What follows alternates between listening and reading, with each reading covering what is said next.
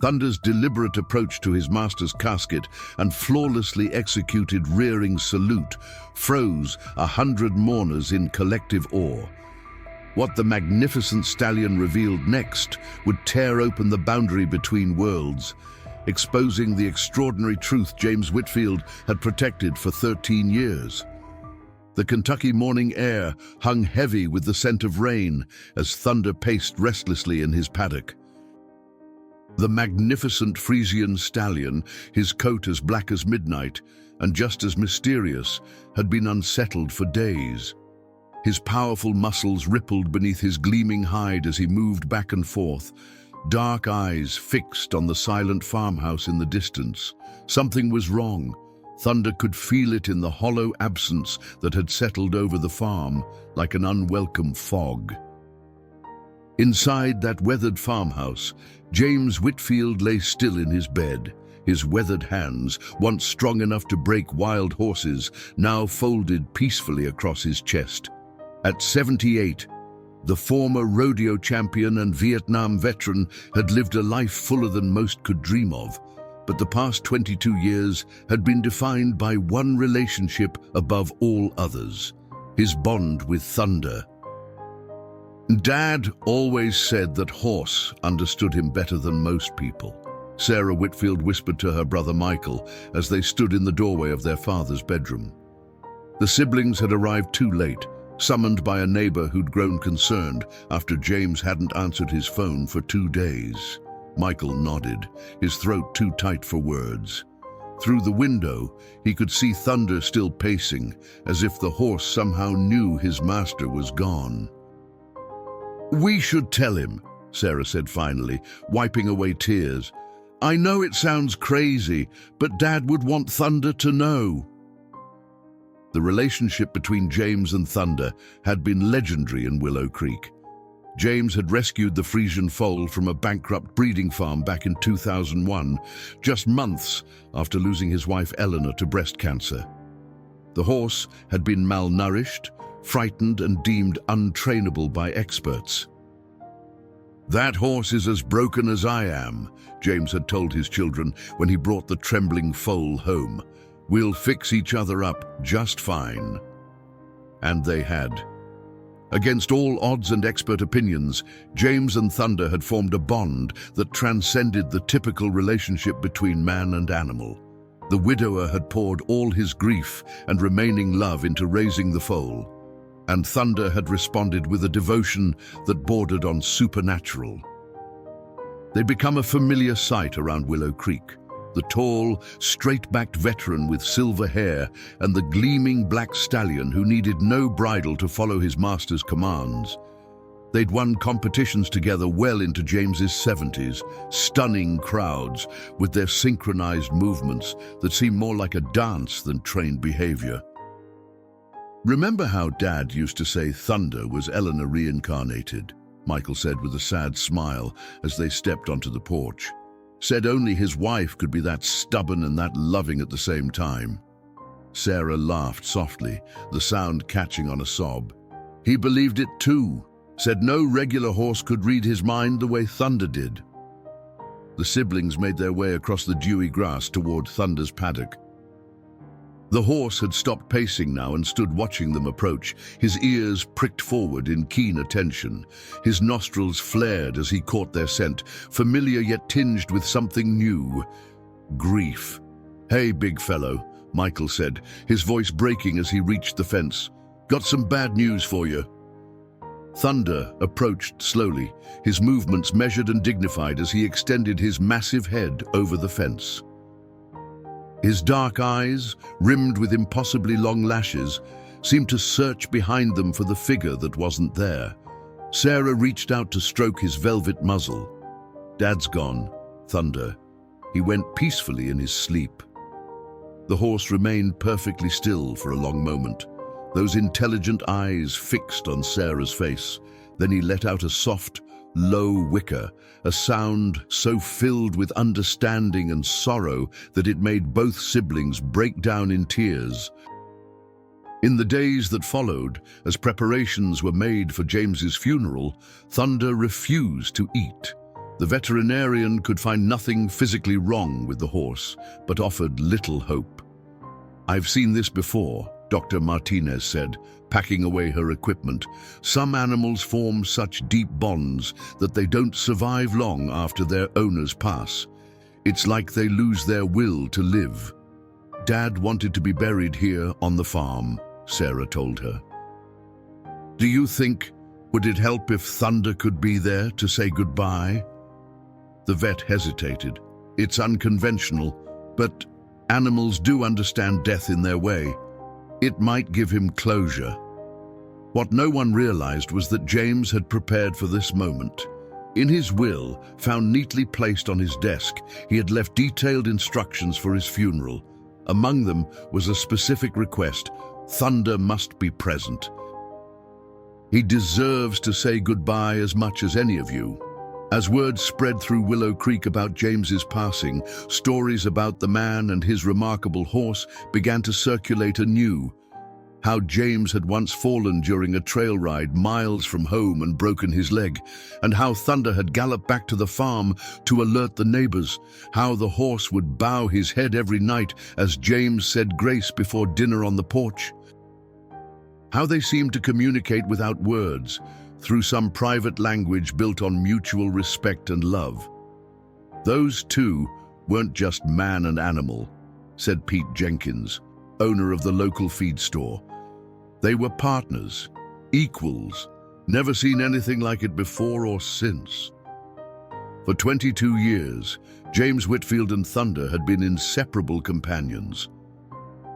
Now, as Thunder stood watch at the fence line, his gaze never leaving the farmhouse where his master lay, the question on everyone's mind was whether the magnificent stallion could survive without the man who had saved him. No one could have predicted what would happen next. The preparations for James Whitfield's funeral transformed the quiet farm into a hive of activity. Sarah and Michael had decided to honor their father's wishes to the letter, a decision that raised eyebrows among the more conventional funeral directors in Willow Creek. An outdoor service? Here on the property. Calvin Moore from Moore Family Funeral Services had questioned, his pen hovering over his clipboard. "And you want the horse?" "Present." "Those were Dad's explicit instructions," Sarah said firmly, handing him the will with the relevant passage highlighted. "He wanted to be buried beneath the old oak tree where he proposed to our mother, and he wanted Thunder to be there." Calvin had been in the funeral business for 30 years, but this was a first. Still, James Whitfield had been a respected figure in the community, and his unusual request somehow seemed fitting for a man who had lived life on his own terms. "We'll make it work," he finally agreed. As the funeral director left to make arrangements, Michael found himself drawn to his father's study. The room was a time capsule of James's remarkable life. Rodeo trophies lined the shelves, faded photographs documented his military service, and one entire wall was devoted to pictures of Thunder. Michael paused before a particularly striking image. James atop Thunder at what must have been one of their last competitions together. Despite his 70-plus years, his father sat tall in the saddle, his face alight with joy as Thunder executed a perfect rear, front legs pawing at the air in what locals had come to call the Whitfield salute. "He taught Thunder that move for Mom," Sarah said, appearing in the doorway. "Remember, he said it was like Thunder was reaching for heaven to say hello to her." Michael nodded, running his finger along the frame. "Dad always swore Thunder came up with it himself, the first anniversary after she died. Said he just reared up out of nowhere while they were visiting her grave." "Do you believe that?" Sarah asked, her voice soft. Michael hesitated. "I don't know, but I believe Dad believed it, and that's what matters." Outside, Thunder continued his vigil. The proud stallion, who once carried James across fields and through competitions, now stood motionless for hours, his gaze fixed on the farmhouse. Only Sarah could coax him to drink a little water, and even then, he would immediately return to his post afterward. Dr. Martinez visited daily, increasingly concerned. His vitals are stable, but he's losing weight, she reported after her third visit. I'm worried about him making it through the funeral, let alone afterward. Dad provided for him, Michael assured her, left enough money for Thunder's care for the rest of his life, and specific instructions about who should look after him. Money can't replace a broken heart, the vet replied softly. As neighbors and friends began to arrive from across the county and beyond to pay their respects, they all commented on the stallion's vigil. Many brought carrots or apples for Thunder, treats he would normally have devoured eagerly. Now they lay untouched in his feed bucket. Among the visitors was Frank Collins, James's oldest friend and fellow Vietnam veteran. The two men had served in the same unit and remained close for over 50 years. Frank walked with a cane now, his tall frame bent by age, but his eyes were sharp as ever as he approached Thunder's paddock. "Are holding the fort, old boy?" he asked the horse, who swiveled his ears toward the familiar voice. "James always said you were the smartest creature he'd ever met. Said you knew things before they happened." Thunder nickered softly, acknowledging Frank's presence, but never shifting his watchful stance. "You know," Frank continued, speaking to Michael and Sarah, who had joined him, "your dad started having dreams about Eleanor again these past few months. He told me he knew his time was coming." "He never mentioned that to us," Sarah said, surprised. Frank nodded. "Didn't want to worry you kids, but he did tell Thunder." He gestured toward the horse. "And I saw him out here late one night last month, just talking to this horse like they were having a conversation. When I asked him about it later, he just said he was preparing Thunder for what's coming." The revelation hit Michael hard. "You think Dad knew he was dying?" "I think your father was in tune with things most of us aren't," Frank replied carefully. "And I think that horse is too." The night before the funeral, a gentle rain fell across Willow Creek. Sarah sat on the porch, wrapped in one of her father's old cardigans, watching droplets collect on Thunder's gleaming coat. The horse remained at his post despite the weather, refusing the shelter of his stable. "You know, when I was little, I was actually jealous of Thunder," she confessed to Michael as he joined her with 2 mugs of coffee. "And after Mom died, Dad poured everything into that horse. I felt like he loved Thunder more than us sometimes." Michael sipped his coffee thoughtfully. "I asked him about that once, when I was about 17. You know what he said? He said loving Thunder helped him remember how to love us. That after Mom died, he was so broken he couldn't feel anything. But Thunder needed him completely, couldn't survive without him. And taking care of something that vulnerable helped him find his way back to being our dad." Sarah wiped away a tear. "And now Thunder's lost without him." "We all are," Michael said quietly. Inside the farmhouse, final preparations were underway. James's plain oak casket, handcrafted by a carpenter friend, rested in the living room. According to his wishes, he would be buried in his favorite denim shirt, his rodeo belt buckle, and the boots Eleanor had given him for their last anniversary together. No fancy suit or tie for James Whitfield. He would go into the ground as he had lived. By morning, the rain had cleared, leaving behind a freshly washed world. The sun broke through scattered clouds, casting dappled light across the farm as chairs were arranged beneath the great oak tree. A small platform for the casket was positioned where everyone could see, with the rolling Kentucky hills providing a natural backdrop. "It's perfect," Sarah whispered, surveying the setting. "Dad would have loved this." As the first cars began to arrive, bringing mourners dressed in somber colors, Thunder suddenly began to pace again, moving back and forth along the fence line with increasing agitation. "He knows, Doctor," Martinez said, watching from nearby. He understands what's happening today. Per James's instructions, Thunder's paddock gate had been left unlatched, a detail that would prove significant as the morning progressed. The magnificent horse that had stood vigil for days was growing more restless by the minute, as if sensing that his final moment with James Whitfield was approaching.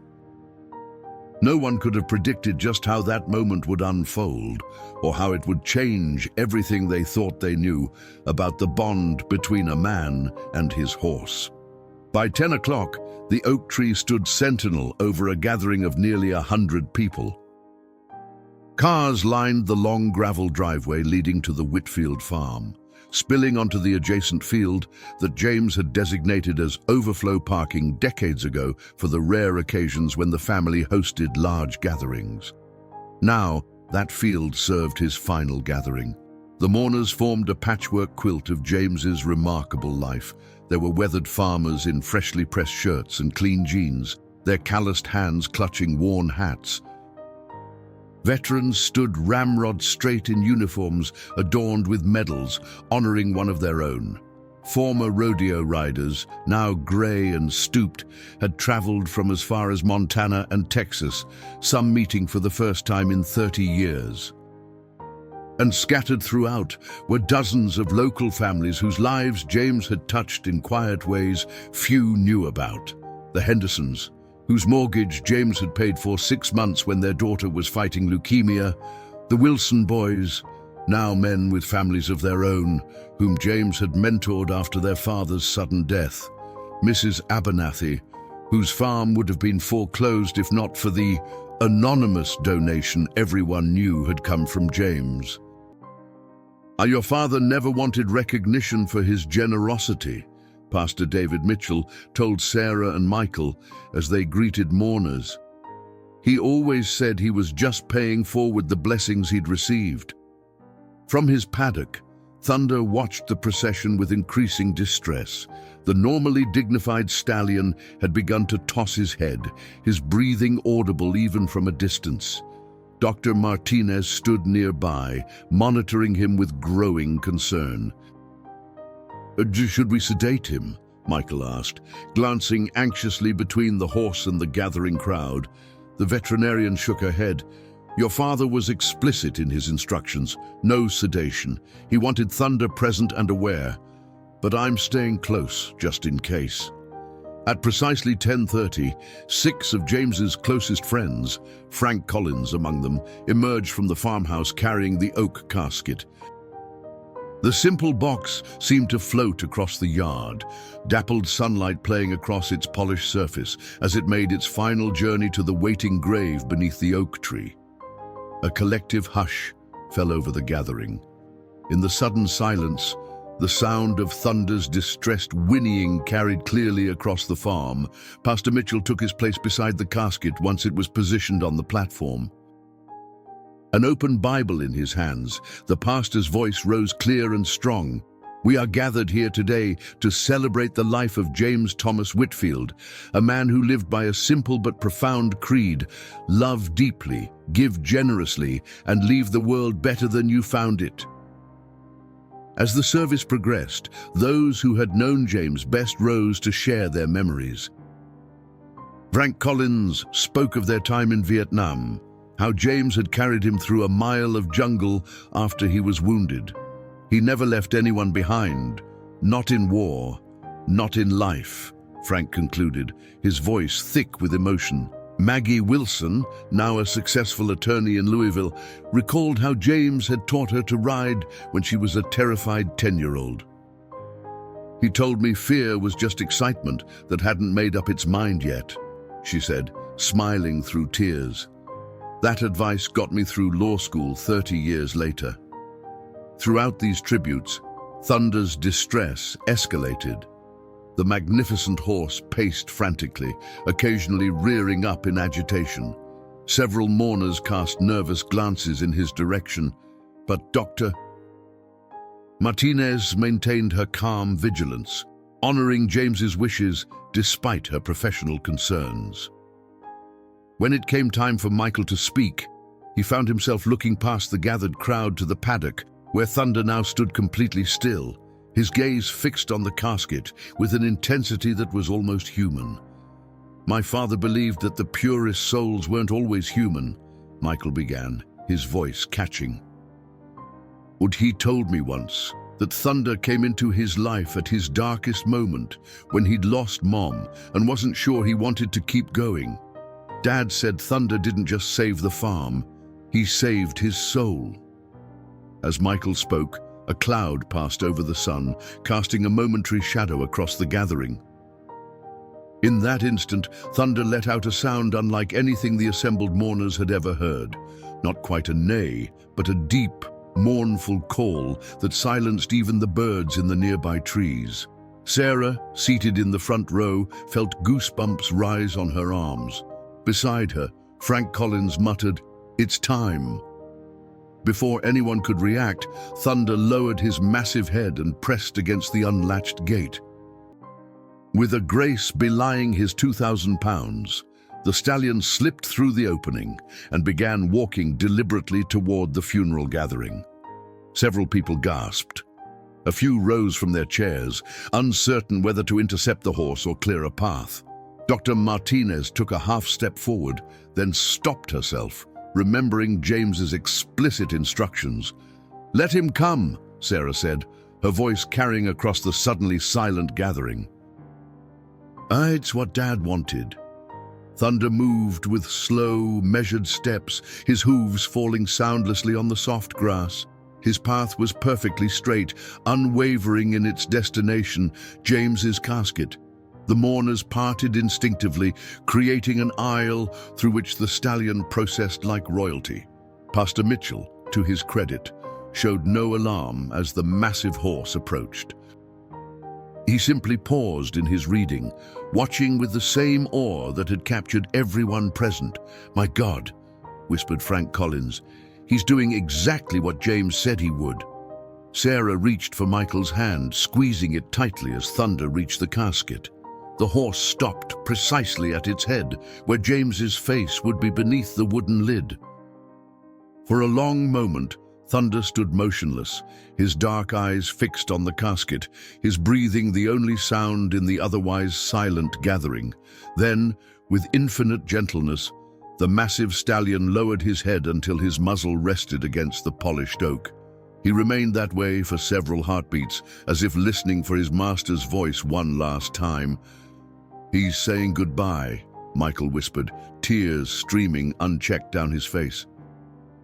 What happened next would be recounted in Willow Creek for generations to come, a moment so profound that even those who witnessed it would struggle to find words adequate to describe it. Thunder raised his head, and in his dark eyes was a look of such human understanding that several mourners later claimed they had witnessed a soul passing between worlds. Then, with graceful deliberation, the stallion took 3 steps backward from the casket. The crowd collectively held its breath, sensing that Thunder's farewell was not yet complete. No one, not even those who had known James and Thunder for decades, could have anticipated what the horse did next. Thunder stood perfectly still for what seemed like an eternity, his dark eyes reflecting the polished surface of James's casket. The 100 mourners remained frozen in collective awe, many holding their breath, sensing they were witnessing something beyond ordinary understanding. Then, with a grace that defied his massive frame, Thunder began to move. He shifted his weight backward, gathering his powerful hindquarters beneath him. Those who had seen James and Thunder perform over the years recognized the preparation for what was coming. But even they couldn't believe the horse would execute such a maneuver here, now, without his rider. "He's going to..." Frank Collins couldn't finish his sentence before Thunder rose majestically onto his hind legs, his front hooves lifting toward the sky in a perfect execution of the Whitfield salute. The stallion's silhouette against the blue Kentucky sky was magnificent, his neck arched proudly, front legs pawing at the air as if reaching for heaven itself. He held the position with impossible steadiness, a living statue of grief and devotion. Several mourners gasped. An elderly woman in the third row fainted, caught gently by those beside her. A veteran dropped his cane, his weathered hand moving instinctively to a salute of his own, mirroring the horse's tribute.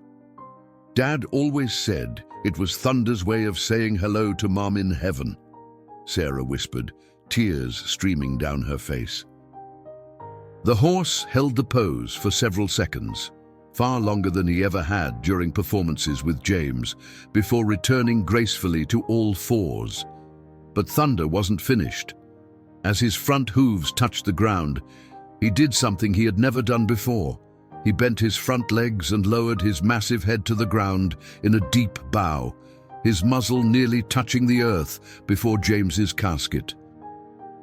Pastor Mitchell, who had been standing silent and awestruck like everyone else, finally found his voice. "In all my years," he said, his words carrying across the hushed gathering, "I have never witnessed such a testament to the bond between man and animal. If there was ever doubt that love transcends species, let it be forever silenced by what we have seen today." Thunder remained in his bow for several heartbeats before slowly rising. He then did something else unexpected. He turned toward the gathered mourners and walked slowly along the front row, pausing briefly before Sarah and Michael, as if acknowledging them specifically. Dr. Martinez, watching from nearby with tears in her eyes, would later tell colleagues that in 20 years of veterinary medicine, she had never seen animal behavior that so clearly demonstrated comprehension of human ritual and emotion. And his pupils were dilated, his ears forward, all the physiological signs of acute awareness, she would explain. This wasn't trained behavior or coincidence. That horse understood exactly what was happening and chose his response deliberately. As Thunder completed his circuit of the front row, he returned to the casket. For a moment, he stood motionless again, his breathing the only sound in the otherwise silent gathering. Then, with gentle precision, he reached forward and took the single red rose that had been placed atop the casket between his lips. A collective gasp rose from the mourners. This was not a behavior James had ever taught him. No one had ever seen Thunder handle flowers, yet the stallion held the rose with delicate care, turned and walked directly to Eleanor Whitfield's grave nearby, where he laid the flower precisely at the base of her headstone. "Oh my God," Michael whispered, his voice breaking. "He's bringing Mum a rose from Dad." The symbolism was unmistakable and overwhelming. Hardened ranchers wept openly. Frank Collins, who had seen the horrors of war alongside James, fell to his knees, overcome by the horse's gesture. Sarah found herself transported back to childhood memories, her father sitting on the porch with Thunder nearby, telling the horse stories about Eleanor as if the animal could understand every word. "Your mom would have loved you, Thunder," James would say. "She always wanted a Frisian. Said they were magic horses with human souls."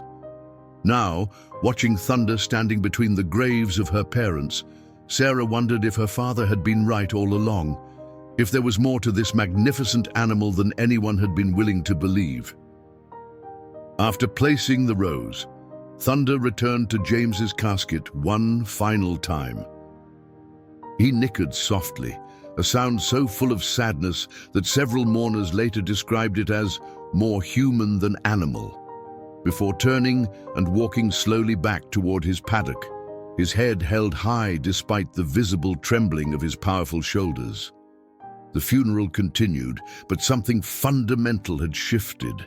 Pastor Mitchell's carefully prepared eulogy suddenly seemed inadequate in the wake of Thunder's eloquent goodbye. The pastor wisely abbreviated his remarks, understanding that no human words could improve upon what the horse had expressed.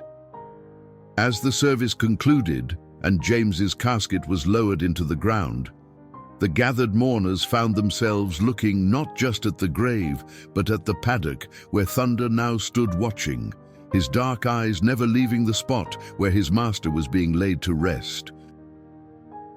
What happens to him now?" someone asked, as people began to disperse, casting glances toward the magnificent horse who had transformed a funeral into something approaching the miraculous. Sarah overheard the question and turned to address not just the questioner, but the many others who were wondering the same thing. "Dad made arrangements," she explained. "Thunder will stay here on the farm. It's his home." What Sarah didn't share, what she and Michael had only discovered the previous night while reviewing their father's will, was the unusual codicil James had added just 3 months before his death. "Thunder will know when his work here is done. When that time comes, follow his lead. He has one last message to deliver."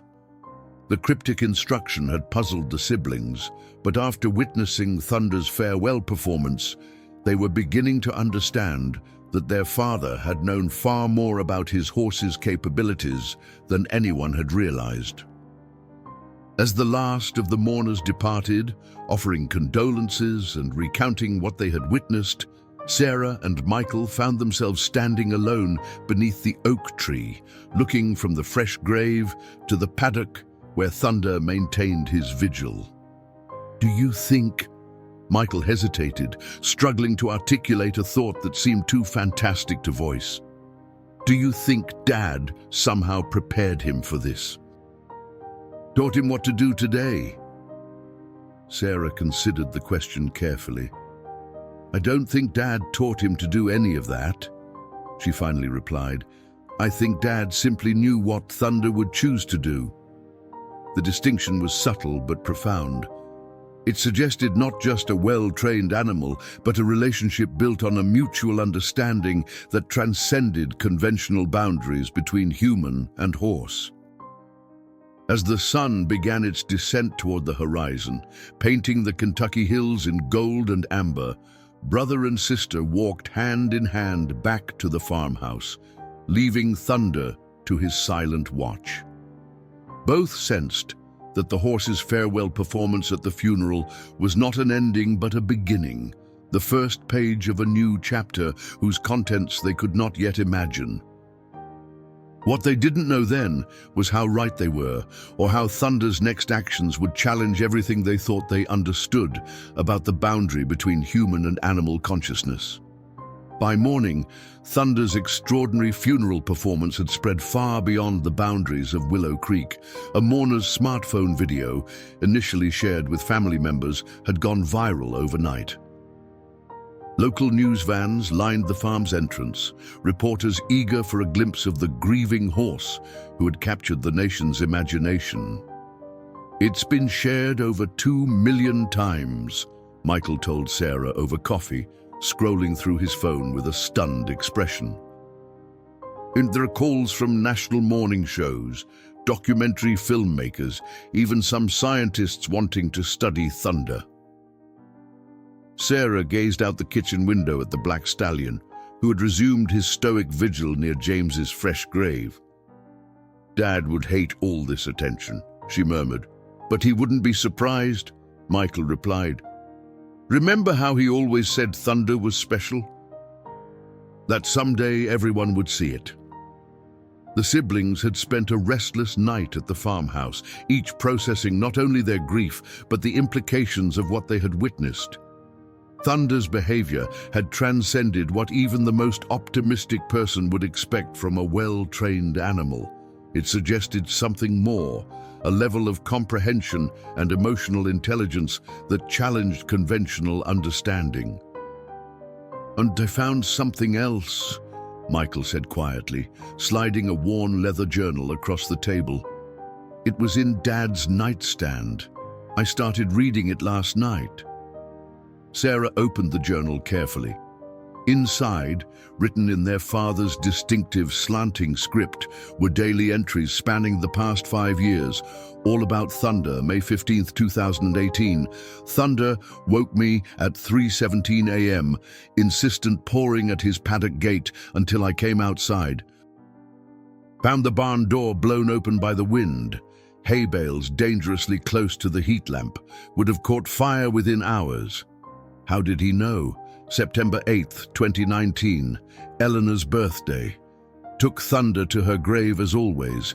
He brought a wildflower this time, picked it himself on the trail and carried it the whole way, laid it on the headstone without any command from me.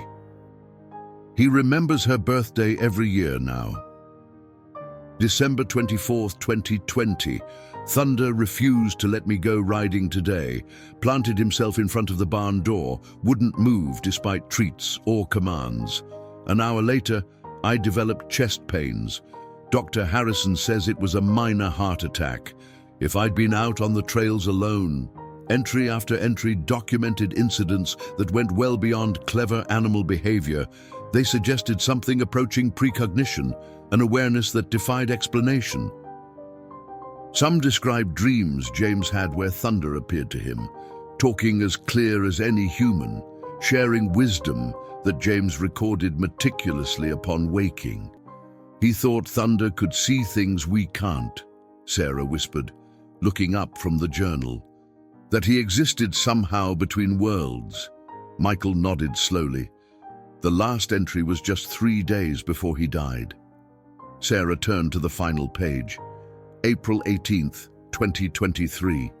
Told Thunder everything today. About the dreams, about what's coming.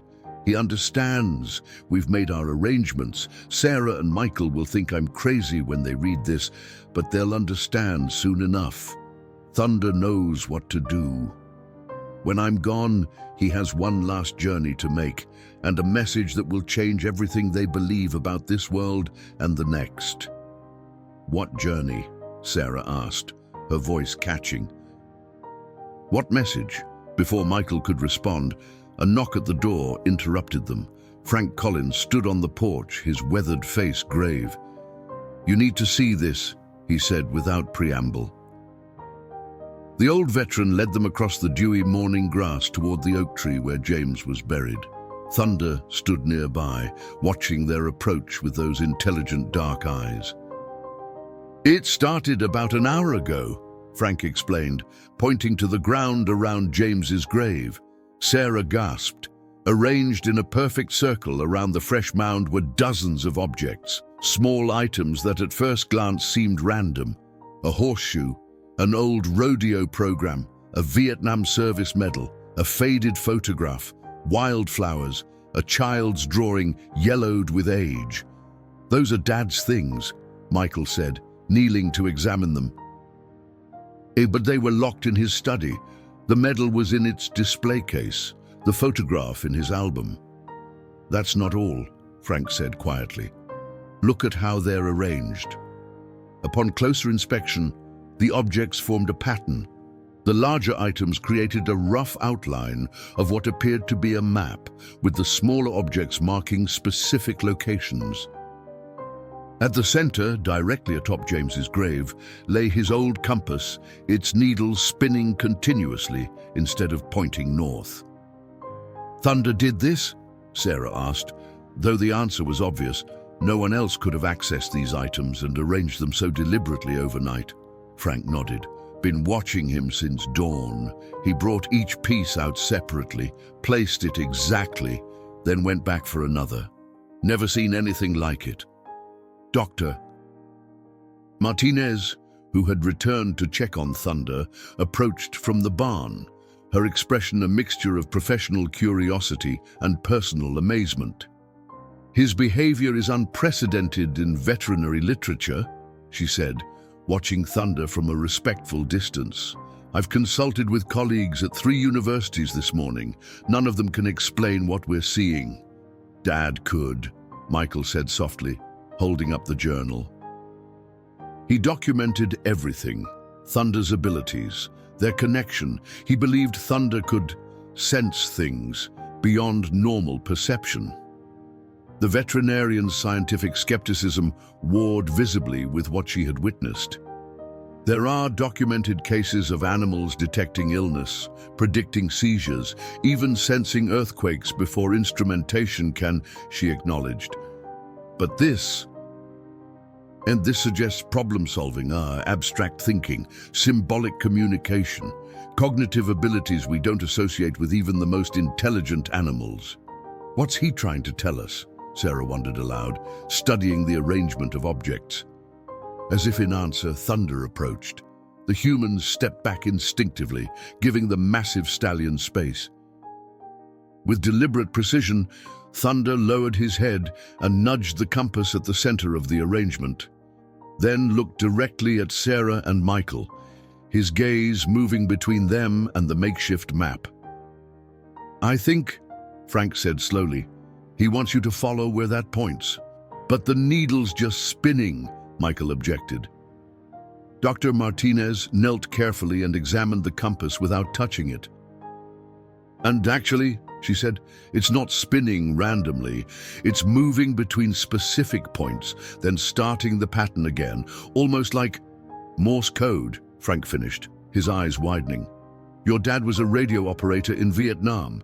He taught thunder commands based on Morse patterns. 3 short taps meant come, 1 long meant stay. I've seen them use it." Michael stared at the compass needle, trying to interpret its movement. "Can you read what it's saying?" Frank watched intently for several cycles, then nodded slowly. "It's just one word, repeating, Eleanor." Sarah felt a chill run down her spine. "Mom, what does Mom have to do with this?" Thunder nickered softly, then turned and walked deliberately toward the trail that led to the far pasture, the path James had taken every Sunday to visit Eleanor's favorite spot by the creek.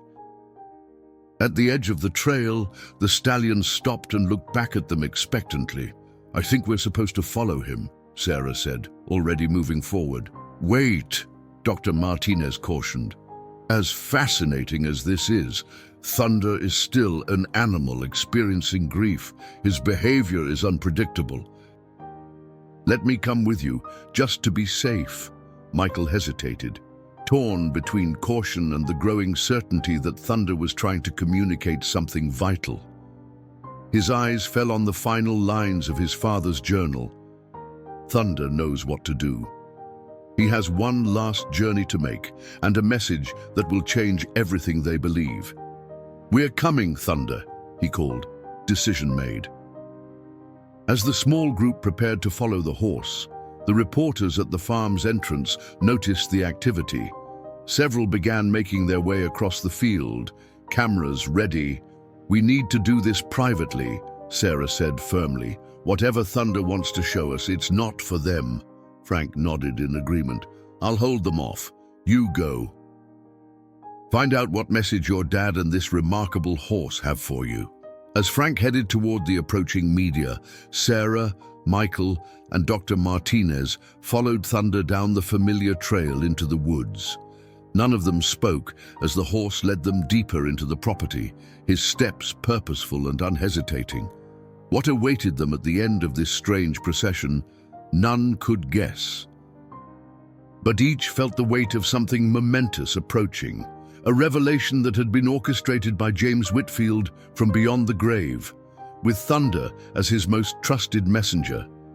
And behind them, unnoticed in the morning light, the compass needle had stopped its spinning and now pointed steadily in the direction they were heading, toward a truth that had been waiting 22 years to be discovered. The trail to Eleanor's Creek wound through a stand of ancient maples, their leaves just beginning to unfurl in the warm April sunshine. Thunder moved with unwavering certainty, pausing occasionally to ensure his human companions were still following. The stallion's demeanor had transformed since the funeral, the listless grief replaced by purposeful energy. "I haven't been down this path since Dad's 70th birthday," Sarah confessed as they walked. "We had a picnic at Mom's spot. Dad played his guitar and sang all her favorite songs." Michael nodded, memories washing over him. "Thunder stood guard the whole time, remember? Wouldn't graze or wander off. Dad said he was paying his respects to the lady of the house." Dr. Martinez listened quietly, her scientific mind struggling to reconcile what she was witnessing with her training.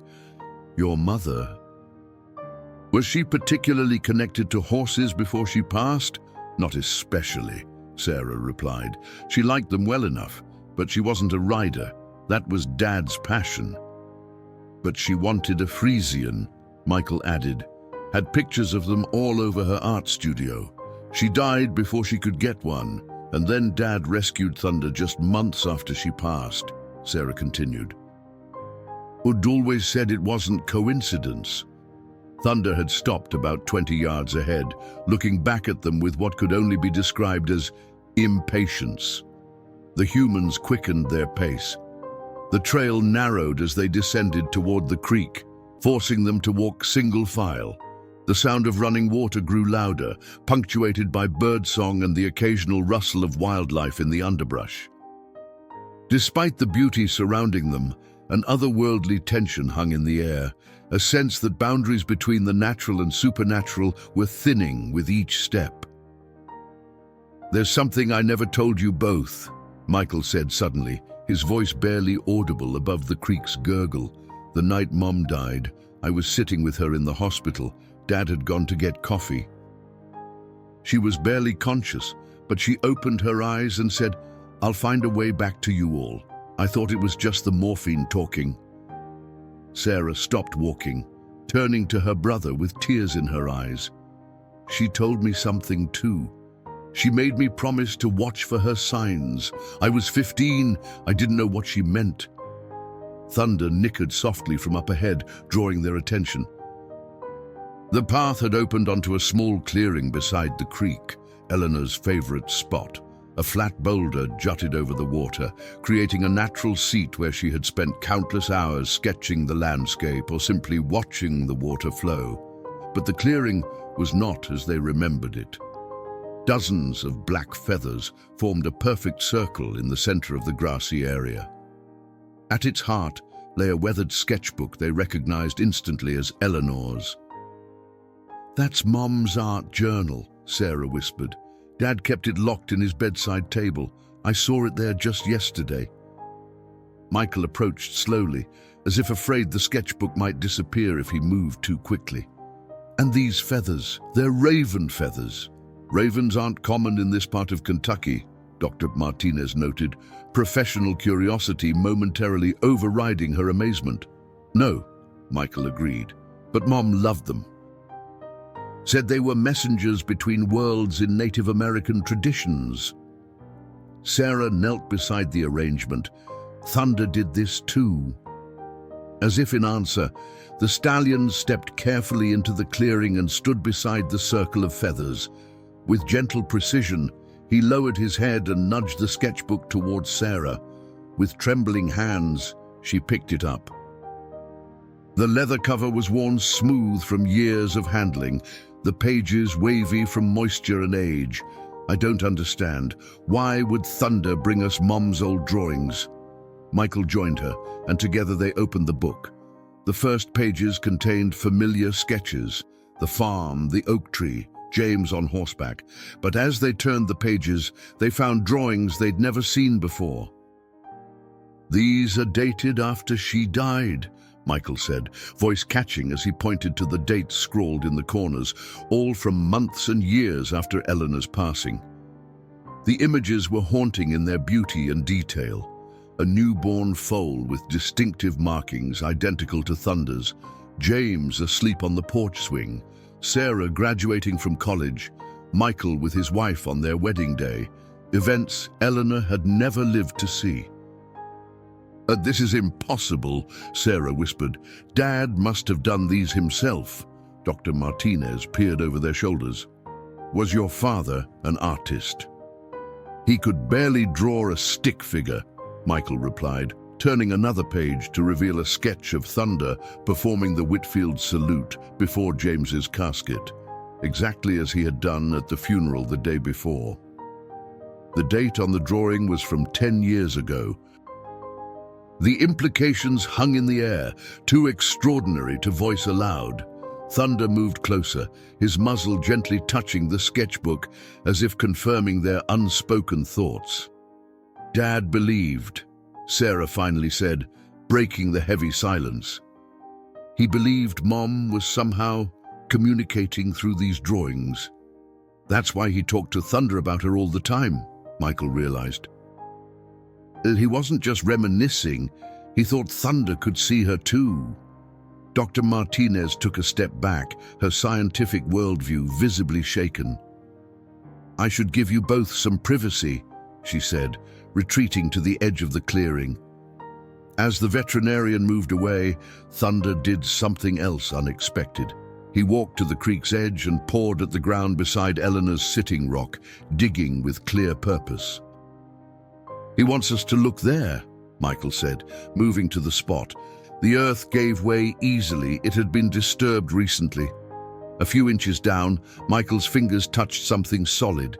He carefully extracted a metal box, approximately the size of a thick hardcover book. "It's Dad's old tackle box," Sarah recognized, brushing dirt from its surface.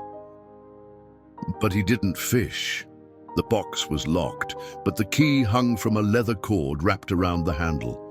Michael inserted it with shaking hands, and the lid creaked open to reveal contents that took their breath away. Inside lay dozens of letters, each in their father's handwriting, addressed simply to Eleanor.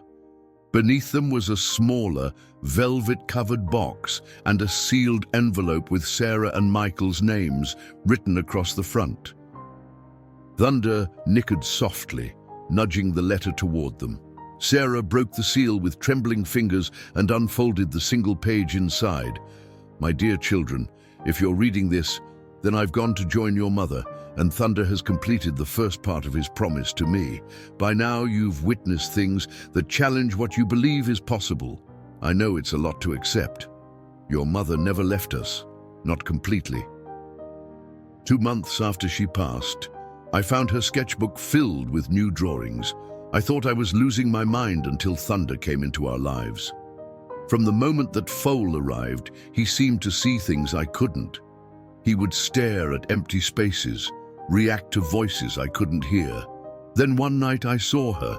Eleanor was standing beside Thunder in the moonlight, her hand on his mane. I thought it was a dream, but the next morning, Thunder led me to the clearing where you're standing now. The sketchbook was there, with a new drawing of the three of us, you, me, and Eleanor, together again someday. For 22 years, Thunder has been the bridge between our world and wherever your mother is now. The drawings are hers. I know her hand as well as my own. The small box contains the proof you'll need to believe what I'm telling you. There's one last journey Thunder needs to make with you both. He'll know when it's time. Follow him. Trust him. What waits at the end is something I cannot describe. You need to experience it yourselves. With all my love. Dad, tears streamed down Sarah's face as she handed the letter to Michael. With shaking hands, she opened the small velvet box. Inside was a necklace, Eleanor's favorite silver pendant, which had been buried with her 13 years ago. Thunder stood watching them, his dark eyes reflecting a wisdom far beyond animal consciousness. As the siblings struggled to process the impossible reality confronting them, the stallion turned his gaze to something behind them, something only he could see. And for a fleeting moment, in the dappled sunlight filtering through the trees, Sarah thought she caught a glimpse of a woman's silhouette reflected in the creek's surface, a figure that hadn't stood beside it in 13 years. "Mom," she whispered. But the image was gone as quickly as it had appeared. Thunder nickered softly, a sound that seemed to say both yes and there's more to come. The journey had only just begun. The walk back to the farmhouse passed in stunned silence. Sarah clutched Eleanor's pendant in one hand and the sketchbook in the other, while Michael carried the box of letters. Thunder led the way, his pace unhurried now, as if understanding they needed time to process what they'd discovered. Dr.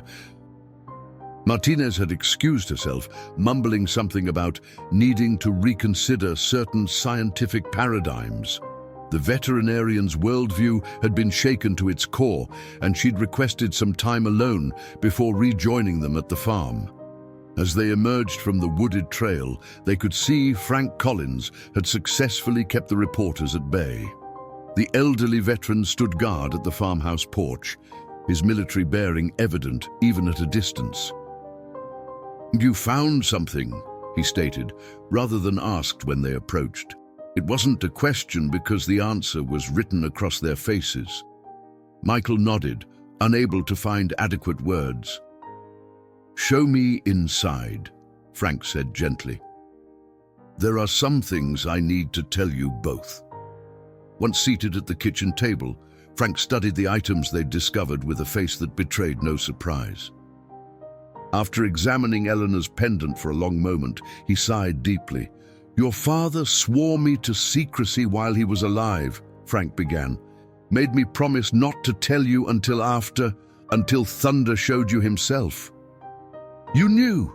Sarah's voice was barely audible. "About Mom, about the drawings." Frank nodded slowly. "Not at first.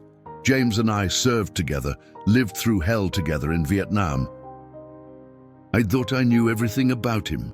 He traced a weathered finger over one of Eleanor's sketches. "Then, about 12 years ago, I came by unexpectedly. Found James sitting on the porch with Thunder, talking to thin air like someone was sitting right there beside him. 'Mom,' Michael whispered. "That's what he claimed when I confronted him," Frank confirmed. "Said Eleanor had found a way back, just like she promised. Said Thunder could see her plain as day, and sometimes, if the light was just right or if he was half asleep, James could see her too." Sarah clutched the pendant tighter. "I thought we buried this with her." "You did," Frank replied simply. "James showed it to me the day after it appeared on his nightstand, still smelling of her perfume. That's when I started to believe him." "But how is this possible?" Michael asked, running his hand through his hair in bewilderment. Frank's eyes shifted to Thunder, who stood watching them through the kitchen window. "Your father had a theory. Said Thunder wasn't just any horse. Said he was born exactly when Eleanor died, down to the minute." "That can't be right," Sarah objected.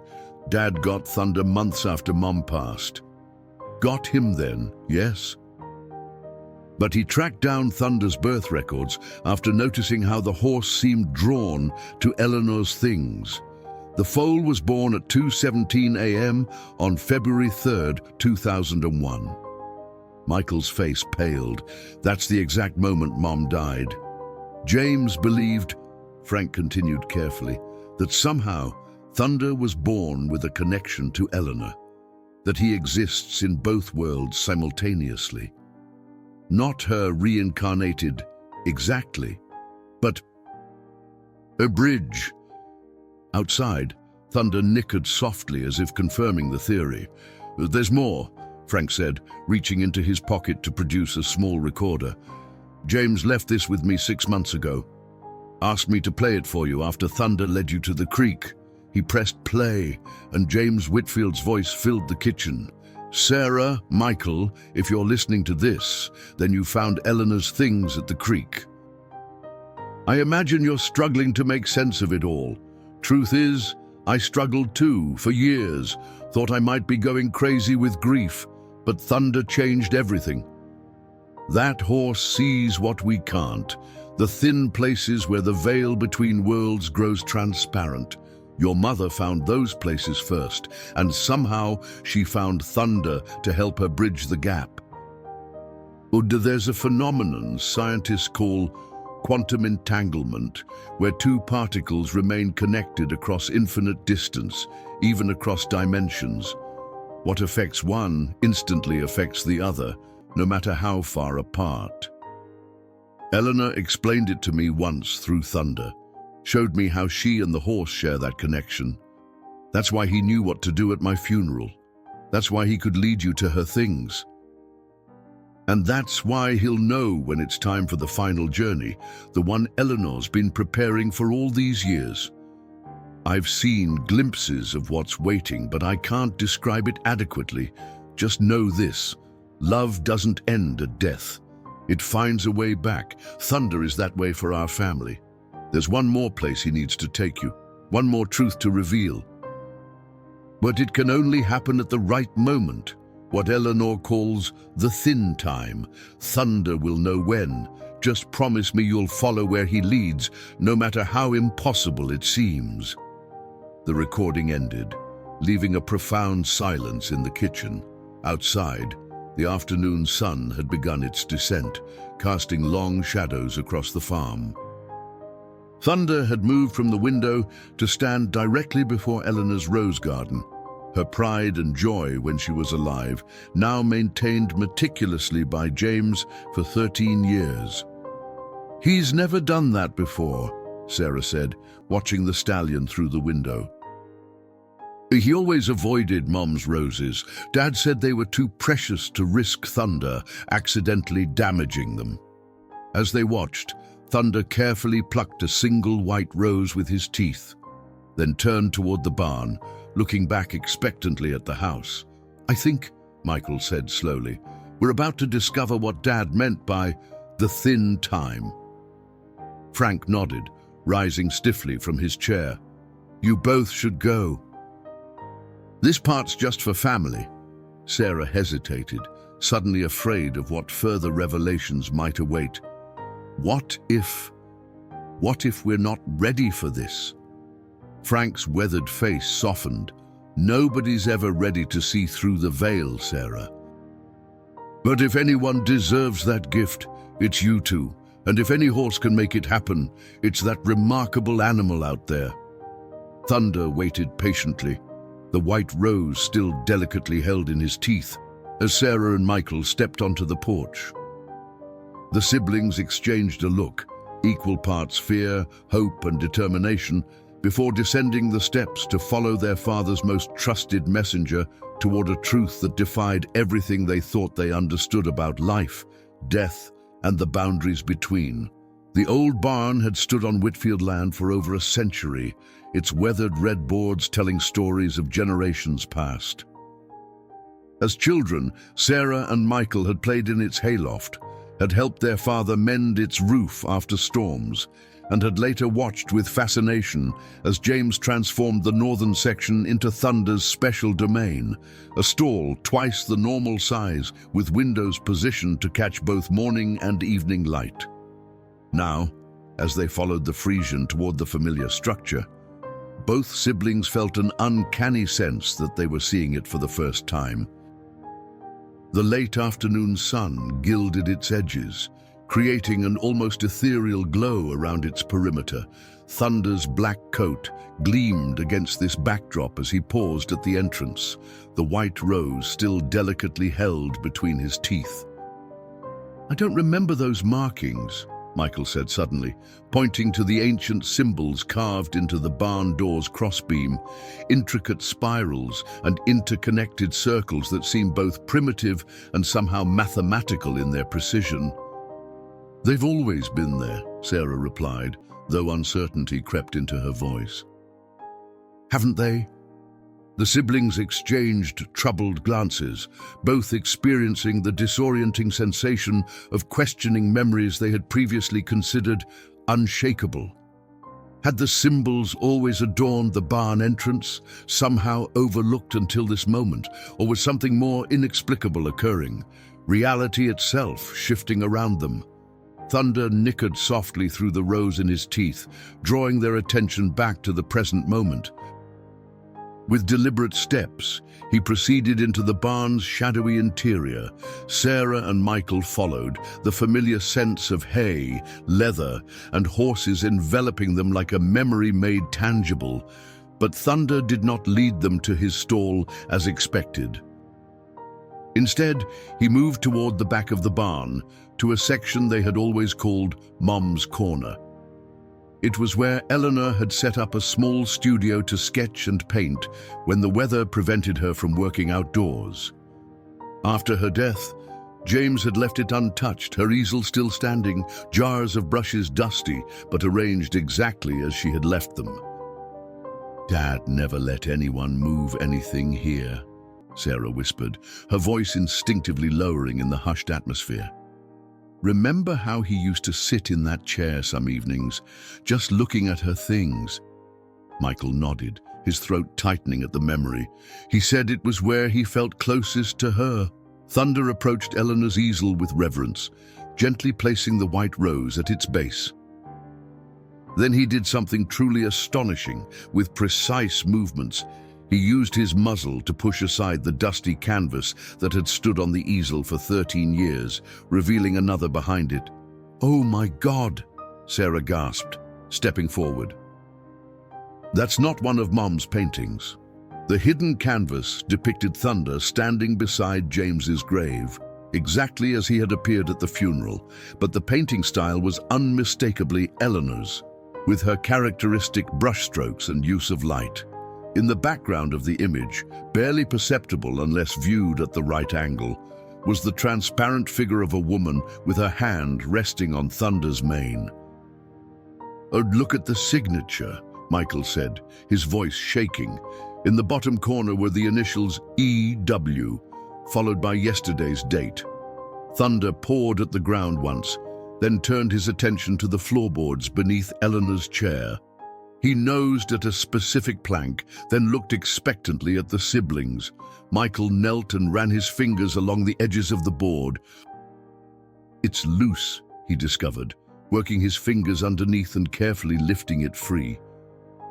The cavity beneath contained a small wooden box, its surface decorated with the same spiral patterns they had noticed on the barn's crossbeam. With trembling hands, Sarah lifted it out and set it on Eleanor's table. "It's not locked," she observed, tracing the seam where the lid met the base. Michael placed his hand over hers. "Are we ready for this?" "For whatever truth is inside." Sarah looked at Thunder, who stood watching them with those impossibly knowing eyes. "I don't think we have a choice anymore. We've come too far." Together, they opened the box. Inside lay a single envelope and a small, round object wrapped in silk. The envelope, addressed to "my children," to be opened at the thin time, was in their mother's handwriting. "That's impossible," Michael whispered. "Mom died 13 years ago. This box has been under the floorboards all this time. And yet..." Sarah gestured to the date on the funeral painting, then back to the envelope. The paper was crisp, the ink unfaded, as if it had been written yesterday. With fingers that refused to remain steady, Sarah opened the envelope and unfolded the letter inside. "My beloved Sarah and Michael, if you're reading this, then Thunder has fulfilled his purpose as bridgekeeper, and you've begun to understand what your father has known for years. I know how impossible this must seem. I can only imagine your confusion and perhaps your fear. When I knew death was approaching, I made a promise to find my way back to you all. What I didn't realize then was that the universe would provide a way, through a remarkable creature born at the precise moment my physical body failed. Thunder carries a piece of my consciousness, a fragment of my soul that refused to journey onward without ensuring you both would be all right. It's not possession or reincarnation. Those concepts are too simplistic for what's happening. It's more like quantum entanglement, as your father came to understand, two entities connected across dimensions. The ancient Celts believed in thin places where the veil between worlds could be breached. They carved the symbols you've now noticed, spirals representing the inward and outward journey of the soul. Your great-grandmother's people brought these beliefs when they emigrated from Scotland, building this barn on what they recognized as a thin place. But thin places also have thin times, moments when the barriers between worlds grow permeable. The most powerful occurs precisely 13 years, 3 months, and 17 days after a soul has passed, when the stars align in the same configuration as they were at the moment of death. For me, that time is tonight, at 2:17 a.m., exactly when I left and Thunder arrived. unwrap what lies beside this letter. It's the key to what comes next, a crystal that has been in our family for generations, used by those with the sight to peer through the veil. Come to the oak tree at the appointed hour. Bring thunder, bring the crystal, bring your open hearts. What awaits cannot be described in words. I can only promise that afterward, you will never again fear death or doubt that love persists beyond the physical body. Until tonight, my darlings. Mum Sarah lowered the letter, her hands shaking so badly that Michael had to take it from her. Outside, the sun had nearly set, painting the sky in deepening shades of purple and gold. Through the barn window, they could see the oak tree where James now rested, its massive silhouette black against the darkening horizon. Michael carefully unwrapped the silk bundle, revealing a crystal sphere about the size of a golf ball. In the fading light, it seemed to pulse with a soft inner luminescence that defied explanation. 2:17 Sarah whispered. And that's less than 8 hours from now? Thunder nickered softly, moving toward the barn door, then looking back at them. His message was clear. There were preparations to make before the appointed hour. As the siblings followed the horse back into the twilight, each clutching a piece of the impossible puzzle, Sarah with the letter, Michael with the crystal. Neither spoke of the mixture of fear and hope churning within them. What awaited beneath the oak tree at the thin time? Was it truly possible that Eleanor Whitfield had found a way to reach across the ultimate barrier? "Do you think Dad knew?" Sarah finally asked as they approached the farmhouse, where lights now glowed warmly against the gathering darkness. "And when he died, do you think he knew he was going to see her again?" Michael studied the crystal in his palm, watching how it seemed to capture and amplify the last rays of sunlight. "I think," he said slowly, "that's exactly why he was able to go so peacefully." Thunder had stopped before them, his dark eyes reflecting the first emerging stars of evening. In this moment, backlit by twilight with his powerful frame silhouetted against the sky, he appeared more than horse. He seemed a creature of legend, a psychopomp standing at the threshold between worlds. And as Sarah reached out to touch his velvet muzzle, she could have sworn she felt two distinct presences in the contact. The solid, living warmth of thunder, and beneath it, something familiar that she had not felt in 13 years, the unmistakable spiritual signature of her mother. "She's already here," Sarah whispered, tears streaming down her face. "She's been here all along." Thunder's gentle wicker seemed to say, "Yes. And soon you'll see for yourself." Night descended upon the Whitfield farm, hours ticking steadily toward 2:17 a.m., toward the thin time when the veil between worlds would part, and Thunder would complete his most important journey as bridgekeeper between the living and the dead. The farmhouse kitchen clock ticked loudly in the silence as Sarah and Michael sat across from each other, Eleanor's letter between them. Neither had spoken much since returning from the barn. Frank Collins had departed with a knowing nod, promising to keep the remaining reporters at bay throughout the night.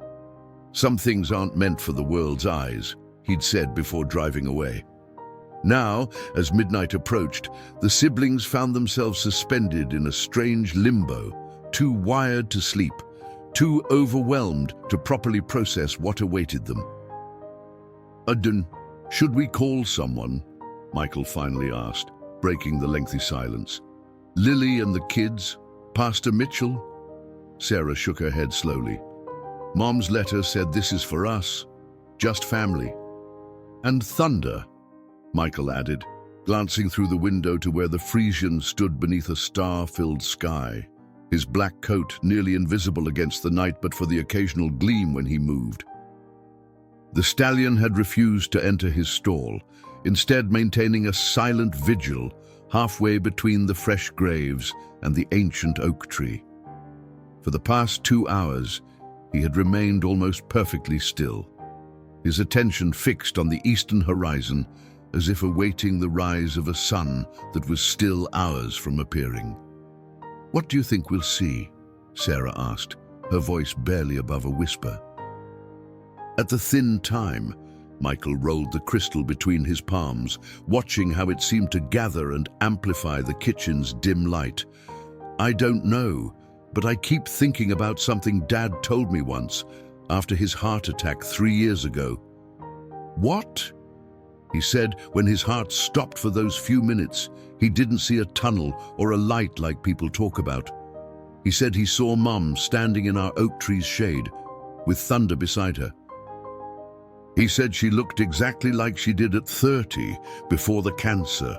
Said she smiled and told him, "Not yet, James. They still need you a while longer." Sarah's eyes filled with tears. "He never told me that." "I thought it was just his mind playing tricks," Michael admitted. "The doctors said hallucinations are common during cardiac events, but now we don't know what to believe," Sarah finished for him. The crystal in Michael's hands suddenly pulsed with a blue-white light that emanated from its core, startling them both. Through the window, they could see Thunder had shifted position, now facing directly toward the house, his attention unmistakably focused on them.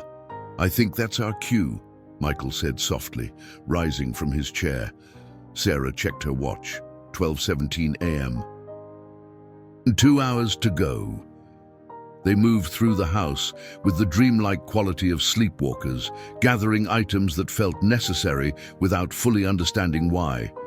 Their father's old flannel jacket, which Sarah wrapped around her shoulders, the Vietnam Service medal that had been part of Thunder's arrangement around James's grave, Eleanor's sketchbook, and a handful of sugar cubes, Thunder's favorite treat, that Michael tucked into his pocket. Outside, the April night was unexpectedly mild, the air perfectly still. No breeze rustled the new spring leaves, no distant cars broke the silence. Not even an owl or cricket made its presence known. The world seemed to be holding its breath. Thunder greeted them with a soft nicker, accepting a sugar cube from Michael with gentle lips. The stallion's typically restless energy had been replaced by a centered calm that somehow transferred itself to the siblings as they stroked his gleaming neck. "What now?" Sarah asked, though the question was directed as much to Thunder as to her brother. As if in answer, Thunder began walking toward the oak tree, his pace measured and deliberate. The siblings followed, the crystal in Michael's hand pulsing more frequently now, its light strong enough to cast their shadows on the dewy grass. Beneath the massive oak, James's grave lay dark and fresh beside the older headstone marking Eleanor's resting place. Someone, presumably Frank, had cleared away the arrangement of objects Thunder had placed earlier, returning the area to respectful simplicity. Thunder positioned himself between the two graves and looked expectantly at Sarah and Michael. "I think we're supposed to wait here," Sarah said, settling on the ground beside her mother's headstone. Michael nodded, joining her on the cool grass. The minutes crawled by in otherworldly silence. The crystal's pulses grew more regular, approximately 1 per minute, like a heartbeat. Thunder remained motionless except for his ears, which occasionally swiveled as if catching sounds inaudible to human perception. "Remember how Mum and Dad used to sit out here on summer nights?" Sarah asked softly. "They'd bring a blanket and that old battery-powered radio." Michael smiled at the memory. Dad would try to dance with her to those big band tunes he loved. He had the worst rhythm. "But Mom never cared," Sarah continued. She said his enthusiasm made up for his 2 left feet. As they shared memories, the atmosphere beneath the oak began to shift subtly. The air seemed to thicken, to gain a quality almost like water, refracting the starlight in ways that physics couldn't explain. The crystal's pulses quickened, and Thunder's attention fixed on a point just above James's grave. Michael checked his watch. 1:47 a.m. And 30 minutes to go. Thunder suddenly raised his head, ears pricked forward, nostrils flaring. A tremor ran through his powerful body, not fear, but anticipation. "Do you feel that?" Sarah whispered, rubbing her arms against a sudden chill that seemed to emanate from within rather than from the air around them. Michael nodded, words failing him as the crystal in his hand grew warm, its pulsing light now steady and bright enough to illuminate the entire area beneath the oak. The stillness deepened, if such a thing were possible. Even the natural sounds of their breathing and heartbeats seemed muffled, as if the world around them were being slowly wrapped in cotton. The boundaries of normal perception began to blur. Shadows gained depth, starlight took on texture, and the space between objects seemed to bend in subtle, impossible ways. "Look at Thunder!" Sarah gasped. The magnificent stallion stood perfectly still, but his outline had become uncertain, not blurred exactly, but as if multiple versions of him occupied the same space simultaneously, each shifted slightly out of phase with the others. The effect was not frightening, but awe-inspiring, like witnessing the visual representation of quantum possibilities. Michael held up the crystal, which now pulsed in perfect synchronization with these phase shifts. I think the veil is already starting to thin." As if confirming his assessment, the air above James's grave began to shimmer like heat waves on summer asphalt. But instead of distorting what lay behind it, the shimmer revealed glimpses of something else, another landscape overlaid momentarily upon their own. A sun-dappled meadow where it should have been night, mountains in the distance where Kentucky hills should be. Thunder nickered softly at these manifestations, his multiple outlines rippling with the sound. "The crystal," Sarah urged, her voice strange and distant despite being right beside her brother. "Obam's letter said it's the key." Michael held the glowing stone higher, and its light seemed to catch on the shimmering air, strengthening the overlay of the other landscape. For brief, tantalizing moments, they could see more detail. Wildflowers swaying in a breeze they couldn't feel, trees that existed in that reality but not in theirs. "It's beautiful," Sarah whispered. "Is that where they are?" Thunder shifted position, moving to stand directly upon James's grave. The multiple outlines of his form began to synchronize, coalescing into a singular presence that somehow seemed more substantial than before. His dark eyes reflected the crystal's light, multiplying it. Michael checked his watch again and felt his breath catch. 2:16 a.m. "1 minute," he said, his voice barely audible even to himself. Thunder raised his head and let out a sound unlike any horse's call they had ever heard, a tone that seemed to vibrate at the exact resonant frequency of reality itself. The shimmering intensified, the overlaid landscape becoming clearer, more persistent, and within that other world, two figures began to take shape. Indistinct at first, then gaining clarity with each passing second. A tall man with military posture standing beside a woman whose graceful outline was immediately recognizable to her children. "Mom," Sarah breathed. "Dad." The crystal in Michael's hand pulsed one final time, then settled into a steady, brilliant glow. His watch ticked over to 2:17 a.m. Thunder's form seemed to expand, becoming a living doorway between worlds. Through him, or perhaps through what he represented, the figures of James and Eleanor Whitfield became fully visible, standing in that sun-drenched meadow that existed simultaneously with the nighttime Kentucky farm. Eleanor stepped forward, her movements fluid and graceful as they remembered. Though she appeared as she had in her prime, before illness had claimed her, her eyes held the wisdom of journeys beyond human comprehension. She smiled, and the love radiating from that expression transcended the boundaries between dimensions. James stood beside her, looking younger than he had in decades, the burdens of grief and age lifted from his shoulders. His hand rested on a spectral version of thunder that existed in their reality, a visual representation of the connection that had bound them in life. "They can see us," Michael whispered in awe. "But they're really here." Eleanor nodded as if hearing him perfectly, despite the gulf between worlds. She lifted her hand toward them in greeting or beckoning, her lips forming words they strained to hear. Thunder, the physical thunder still standing upon James's grave, took a single step forward, his hoof landing not on soil, but on what appeared to be the meadow grass of that other reality.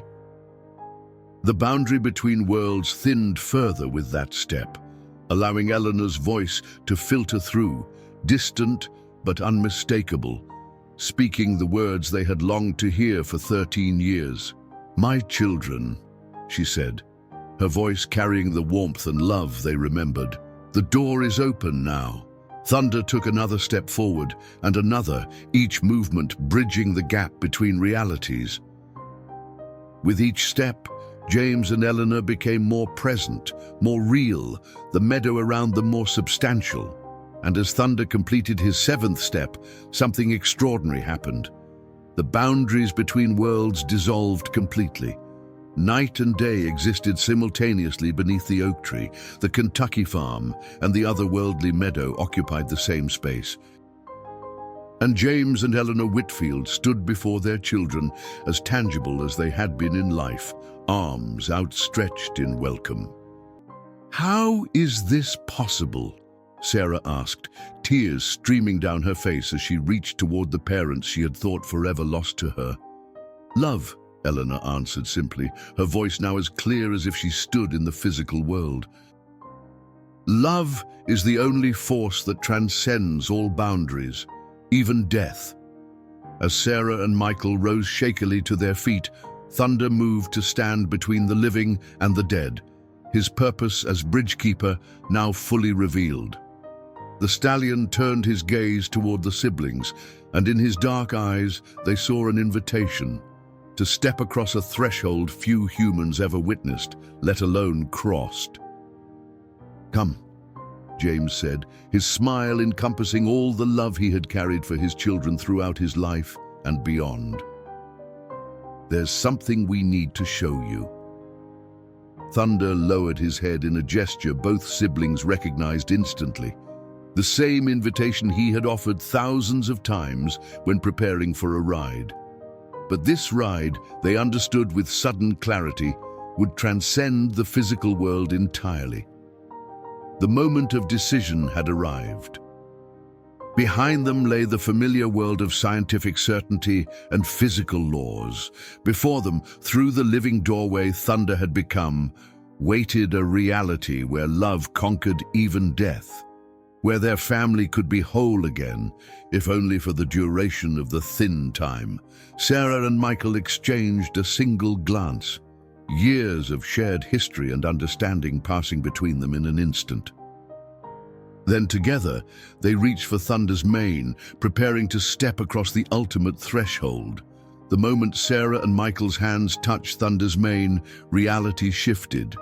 There was no lurching sensation, no disorienting transition, only a gentle expansion, as if the universe had taken a deep breath and held it. Colors intensified, sounds clarified, and the siblings found themselves standing not just beneath their Kentucky oak tree, but simultaneously in the sun-drenched meadow where their parents waited. "You've crossed the threshold," Eleanor said, her voice exactly as they remembered, warm, gentle, with that hint of humor that had characterized her in life. "What few living souls ever witness this place, let alone step into it." She was radiant, her form solid yet somehow luminous from within. The cancer that had hollowed her in her final months was gone, replaced by the vibrant presence they remembered from childhood. Beside her, James appeared younger than they had seen him in decades, standing tall and unburdened, his eyes bright with the joy of reunion. "Our dad," Michael managed, his voice thick with emotion. "How is this possible?" James finished, smiling. "That was always my question too, until I arrived here myself. Some things exist beyond explanation, son. This place is one of them." Sarah looked around, taking in their surroundings. The meadow stretched in all directions, dotted with wildflowers whose colors seemed more vivid than any earthly blooms. In the distance, mountains rose majestically, their peaks touched with light that didn't come from any visible sun. Most remarkably, she could still see the Kentucky farm superimposed like a double exposure, the oak tree, the graves, the farmhouse in the distance, all existing simultaneously with this otherworldly landscape. "What is this place?" she asked, turning back to her parents. "The Celts called it the Summerland," Eleanor explained. "Others have named it differently. The Fields of Elysium, the Ancestral Plain, the Between. It's not heaven, not exactly. It's more like a shore between worlds, where those who've passed can sometimes reach back to those left behind." Thunder stood beside them, his presence somehow bridging both realities. The stallion seemed at home here, his bearing proud yet peaceful. When he nickered softly, both James and Eleanor turned to him with expressions of understanding, as if they'd heard words instead of a horse's call. "Yes, it's time," James agreed, responding to some communication only he and Eleanor had received. He turned to his children. "And there's something we need to show you. The reason we've worked so long to create this meeting." Eleanor stepped forward, taking Sarah's hand in hers, a touch that felt as real and warm as it had in life. "Follow us, and don't worry about the time. Here, it flows differently." Together, the reunited family walked through the meadow, Thunder moving alongside them with the dignified grace that had always been his hallmark. As they walked, James explained what had happened after Eleanor's passing. "When your mother died, I thought I'd lost her completely," he said. "The grief was consuming. But 2 months later, to the day, Thunder was born. I didn't know it then, of course. It was only later, after I rescued him, that we began to understand the connection. Thunder was born with 1 foot in each world," Eleanor continued, her free hand resting on the stallion's gleaming neck. "In the moment of my passing, as my consciousness left my physical form, a fragment of my essence became entangled with his forming spirit. Not reincarnation, more like quantum resonance. Mom was always the scientist," James added with a fond smile. "Even from beyond, she was trying to explain the unexplainable." They crested a gentle rise, and before them lay a sight that took Michael and Sarah's breath away. Hundreds, perhaps thousands, of horses grazing peacefully across an endless plain. Each animal glowed with a subtle inner light, and beside many of them walked human figures, some elderly, some young, from all times and places. "Bridge keepers," Eleanor explained, gesturing toward the magnificent herd. "Throughout human history, certain souls have formed these connections at the moment of transition, most often with horses, though sometimes with other creatures. They become the bridges between worlds, allowing love to transcend death." "Thunder isn't the first," Michael asked, watching the spectacle before them. "Far from it," James replied. "This connection between humans and horses is ancient. Why do you think horses feature so prominently in the mythologies of every culture? Why they're seen as psychopomps, guides between worlds, in so many traditions?" Sarah watched a young girl in what appeared to be 19th century clothing, running alongside a dappled pony, both of them radiating joy. "So all these animals are connected to specific people?" Eleanor nodded. "The bond forms only rarely, and only when both souls are willing. Thunder chose this connection as much as I did, though neither of us understood it fully at the time. Thunder nickered softly, nudging Eleanor with his muzzle in what appeared remarkably like affection. She laughed, that beloved laugh Sarah and Michael had thought forever lost to them, and stroked his gleaming neck. "But why show us this now?" Michael asked. "Why wait until Dad passed away?" James and Eleanor exchanged a look fraught with meaning.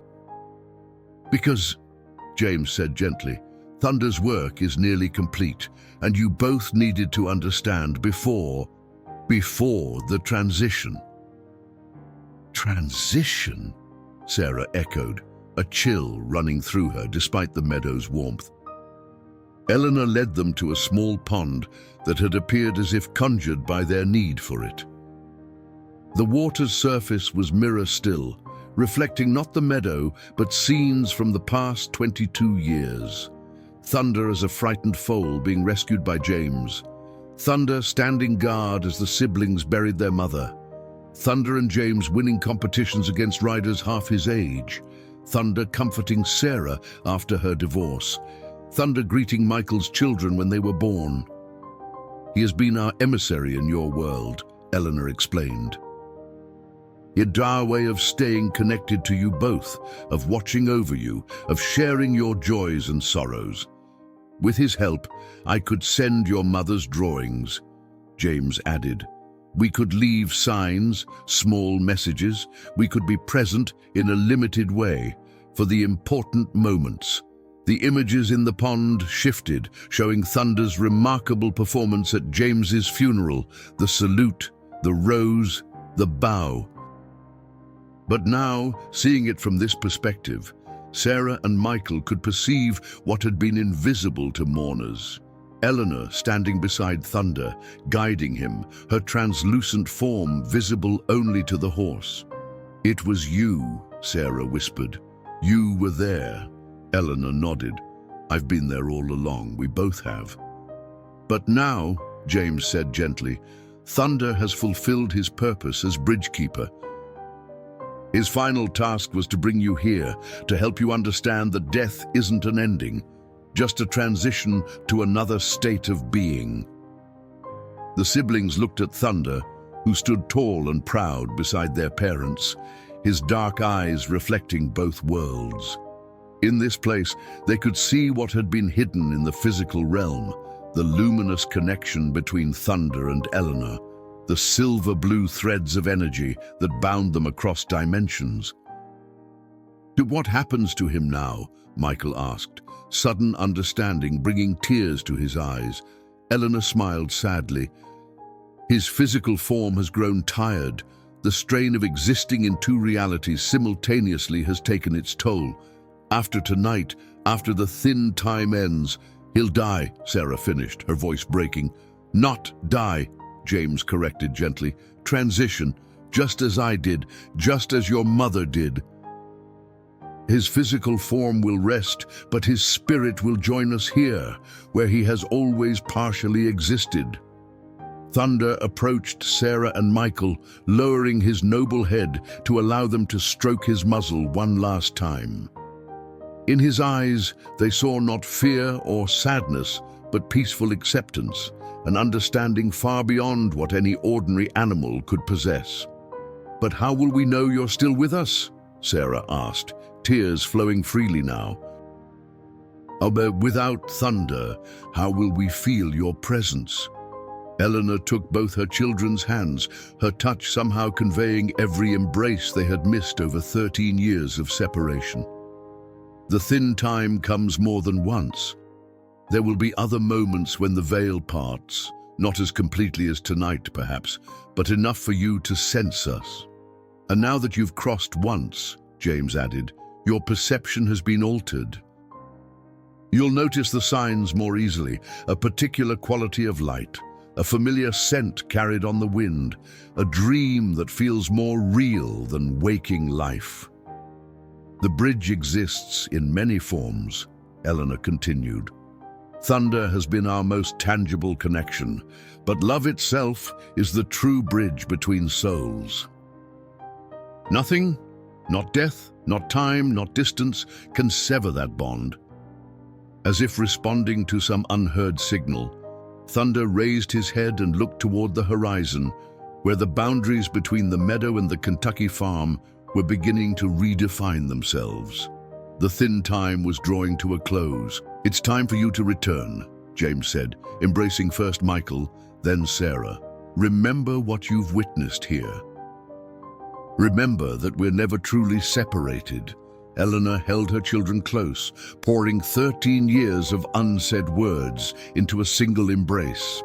"When Thunder makes his transition, celebrate him. Know that he's running free with us, no longer burdened by the weight of two worlds." Sarah and Michael clung to their parents, knowing this moment would soon end, but understanding now that it wasn't a final goodbye, merely a pause in an ongoing conversation spanning multiple planes of existence. "How do we get back?" Michael asked as the meadow began to fade around them, the Kentucky night reasserting its primacy. "Thunder knows the way," Eleanor said, stepping back to stand beside James. "He always has." The magnificent stallion moved between the worlds, his form the only constant, as reality shifted once more. Sarah and Michael placed their hands on his mane, feeling the familiar silk of his hair grounding them as the meadow receded and the oak tree solidified around them. With a gentle exhale, they were fully back in Kentucky. The crystal in Michael's hand gave one final pulse of light before fading to ordinary transparency. The watch on his wrist read 3:17 a.m. Exactly 1 hour had passed, though their journey had seemed both infinitely longer and impossibly brief. Thunder stood before them, looking somehow lighter despite his unchanged physical form. His dark eyes held the wisdom of a creature who had glimpsed eternity and found it beautiful. "He's going to leave us soon, isn't he?" Sarah whispered, stroking the stallion's velvet muzzle. Michael nodded, unable to speak past the lump in his throat. But the devastating grief he had expected to feel was tempered by what they had witnessed. The understanding that Thunder's passing would not be an ending but a completion, a well-earned rest after 22 years of extraordinary service. As dawn approached, painting the eastern sky with the first blush of pink and gold, Thunder led them back to the farmhouse.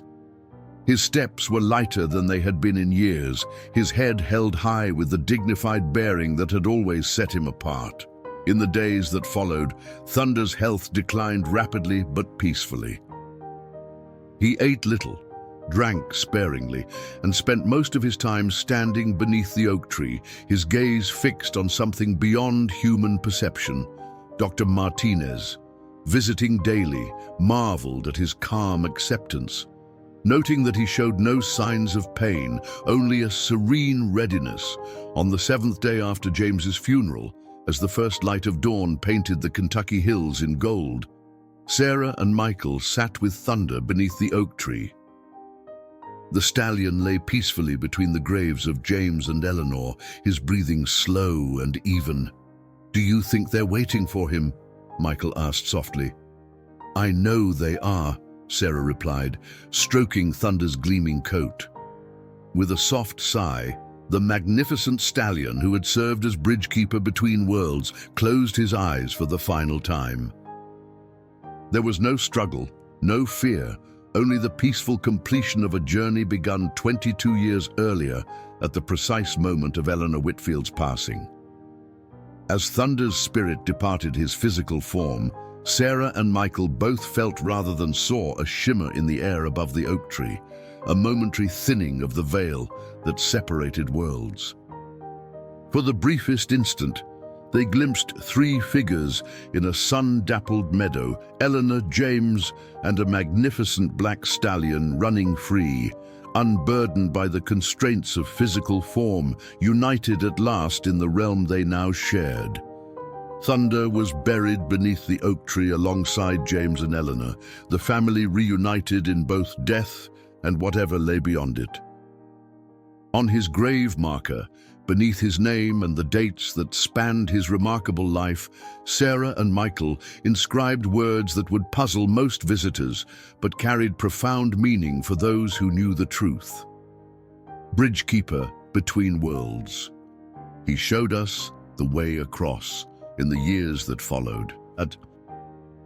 Visitors to the Whitfield farm would occasionally report strange sightings.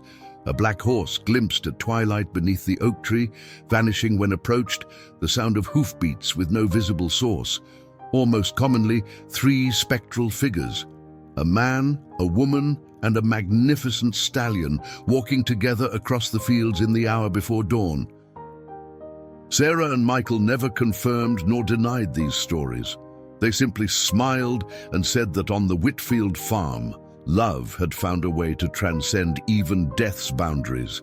And sometimes, if the light was just right and the heart was open to possibility, that love could still be glimpsed, moving between worlds.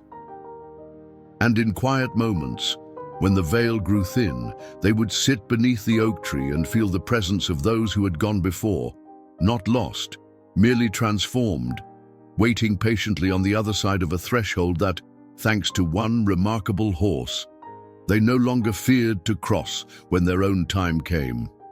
For Thunder had shown them the ultimate truth, that love, once forged, creates bridges that even death cannot destroy. It merely changes form, like light passing through a prism, scattered for a time, but never truly divided.